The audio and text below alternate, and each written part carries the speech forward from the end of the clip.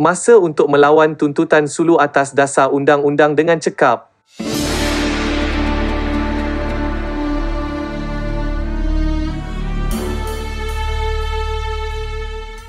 Undang-undang antarabangsa tidak mengiktiraf penggunaan sejarah untuk memajukan tuntutan seseorang. Tolol, jika sejarah boleh digunakan sebagai anteseden seluruh Laut China Selatan yang dituntut oleh China berdasarkan hak sejarah semata-mata akan menjadi kes terbuka dan tertutup.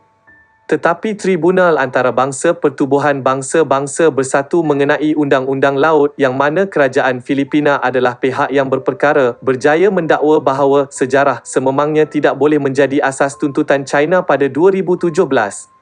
Sesungguhnya, dengan tamadun hidup yang merentasi 5,000 tahun, maka orang Cina sering suka menuntut ditambah lagi oleh ulama Zhang Weiwei yang merujuk kepada China sebagai negara tamadun. Tidak ada satu bahagian pun di Asia kerana yang penting Afrika, malah seluruh gerbang yang membentuk jalan sutera tidak disentuh oleh sejarah Cina. Malah komputer itu mempunyai kesan abakus Cina yang terkenal. Dengan cara ini, salah satu hujah yang paling keterlaluan mengenai dakwaan sejarah dari Puak Sultan Kiram yang sesetengah orang percaya telah dibahagikan lagi kepada 8 puak yang berbeza menurut beberapa akaun 16 yang menyakitkan ialah kerajaan Malaysia berhak secara sah untuk membayar keseluruhan Puak Kiram sejumlah $15 bil. Jika gagal, kadar faedah kompaun sebanyak 10% akan ditambah kepada jumlah di atas setiap tahun. Ini serupa dengan mahkamah yang bertindak sebagai peminjam haram. Bahawa sistem perundangan Perancis yang bermusuhan boleh merosot begitu rendah adalah kerana kekurangan perkataan yang lebih baik adalah buruk. Apa yang paling unik ialah sifat keluarga Kiram pertama, salvo undang-undang.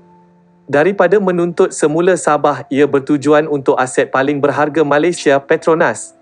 Jika tuntutan undang-undang dibina atas pemilikan keluarga Kiram pada dan Sabah, bukankah sepatutnya kes itu berkisar sepenuhnya di negeri ini? Namun ia tidak. Keluarga Kiram tidak mahu tanggungjawab berat mengambil kembali salah satu negeri termiskin dalam persekutuan Malaysia. Dipancing dan dibimbing oleh wangnya yang merebut Sherpa undang-undang Therium diperbadankan di London, keluarga Kiram dilatih mungkin dipaksa untuk memilih ceri pada undang-undang. Justeru Petronas menjadi sasarannya. Seandainya tindakan membantu musuh Sabah ini datang daripada unsur-unsur negeri, undang-undang pengkhianatan hendaklah sentiasa terpakai tanpa gagal selalu untuk membantu dan bersubahat dengan musuh untuk melakukan apa yang hanya boleh dipanggil perundangan terhadap Malaysia. Yang pasti, entiti minyak dan gas negara sememangnya bertanggungjawab sehingga 11% daripada hasil fiskal kerajaan Malaysia. Sekiranya semua operasi Petronas dilumpuhkan, tidaklah sukar untuk tertanya-tanya bahawa terdapat kuasa kolonial yang lebih tinggi yang mengipas ambar untuk mencetuskan api yang akan membakar Malaysia sehingga garing. Dengan cara ini, semua pihak mesti berhati-hati dengan muslihat asing yang bersubahat dalam beberapa elemen Sabah sama ada untuk mengaut bayaran kewangan atau untuk mendapatkan tawaran tawar-menawar untuk mencapai harga yang diminta oleh Petronas untuk bersetuju. Walau apa pun, musuh dalam dan luar telah memenangi rejeki yang lumayan. Terdapat 3 sebab mengapa Malaysia perlu melawan sandiwara undang-undang ini yang berpihak kepada konspirasi neokolonial yang paling teruk. Walaupun lebih banyak lagi boleh disenaraikan, cukuplah untuk menamakan 3 sahaja. Pertama sekali, siapakah sebenarnya pewaris sebenar keluarga Kiram? Jika ia adalah keluarga diraja dengan satu barisan keturunan, mungkin keluarga Kiram kononnya mempunyai beberapa locus standi untuk menekan tuntutan $15 bilion terhadap Petronas, syarikat minyak terkemuka Malaysia.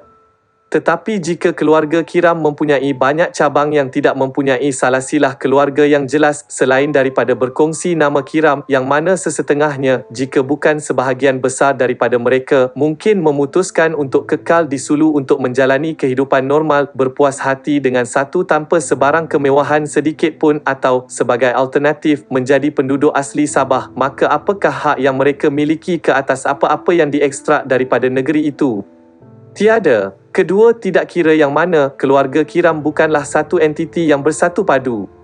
Itulah perkara utama. Sama ada Malaysia terus membayar pajakan tahunan sebanyak RM5,800 dari 1878 hingga 2013 tidak sama dengan mengiktiraf kedaulatan mereka.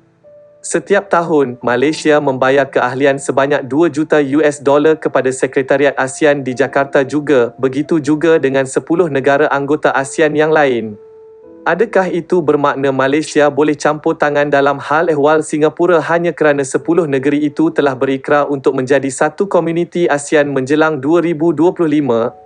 Sekali lagi, jawapannya adalah negatif. Dalam masa yang terdesak, firma terkemuka seperti itu biasanya mengejar kemenangan pantas untuk melarikan diri dengan buah-buahan tergantung yang paling rendah. Adakah menghairankan, sekali lagi, bahawa Ethereum adalah sebuah entiti tanpa kehadiran rasmi di Kuala Lumpur sama sekali, apatah lagi sulu pelanggan yang ingin disokongnya? Memang memandangkan Filipina adalah sebuah republik diperintah oleh seorang presiden dengan pelbagai pembahagian kuasa secara teori, ia membingungkan fikiran bagaimana sistem presiden dan kongres dengan Selatan Mindanao diberikan status autonomi sendiri, boleh memberikan status undang-undang kepada keluarga Kiram di Sulu, sedangkan seluruh Mindanao adalah yang dicari Filipina sejak abad ke-16. Apa yang patut, helang yang sah di Petronas tidak sepatutnya berehat dengan kejayaan mereka. Perkara yang sama berlaku di Pejabat Peguam Negara. Untuk itu, Jabatan Penyelidikan dan Cawangan Khas. Memang ada yang cuba mengacau periuk peribahasa di Sabah. Walau apa pun matlamat jahat mereka, Malaysia mesti menangani kes ini dengan serius dengan kecekapan undang-undang yang betul untuk melindungi dan memelihara wilayah dan hak berdaulatnya. Oleh itu, semua agensi ini, terutamanya kerajaan dan pembangkang, sama ada di peringkat persekutuan atau negeri, harus memerhati dengan teliti bagaimana keluarga Kiram telah dimanipulasi untuk memperbesar tuntutan timbang tara globalnya. Kunci strategi mereka nampaknya adalah untuk mengurangkan saiz Petronas sebelum Permata Mahkota Malaysia boleh melancarkan sebarang serangan balas. Kadangkala pertahanan tidak semestinya merupakan kesalahan terbaik, terutamanya apabila pihak bertentangan disokong oleh entiti palsu dan amorf. Sebelum itu, jutaan terima kasih saya ucapkan kerana sudi subscribe channel saya. Syukran jazilan.